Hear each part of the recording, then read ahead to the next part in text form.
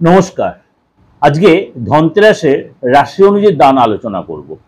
আপনাদের আমি রাশি অনুযায়ী কি কিনবে ধনতেরাসে নিয়ে 2025 সালে সেটা আমি আলোচনা করেছি আমার এই দিগদর্শন প্রণাম চ্যানেলেই রয়েছে। যদি আপনাদের ইচ্ছা হয় তাহলে অবশ্যই সে সার্চ করে দেখে নিতে পারেন। আজকে বলবো এই 2025 সালে মানে ধনতেরাসে কি আপনারা দান করবেন রাশি অনুযায়ী। চলুন তো একটু জেনে নিই। সিংহ রাশি। সিংহ রাশি আপনি দীপাবলিতে বা এই ধনতেরাসের দিনে আপনি অবশ্যই সিংহ রাশির লোকেরা হলুদ মিষ্টি, হলুদ বস্ত্র, হলুদ মিষ্টি, হলুদ বস্ত্র, পুজোর কোনো সরঞ্জাম আপনি দান করতে পারেন।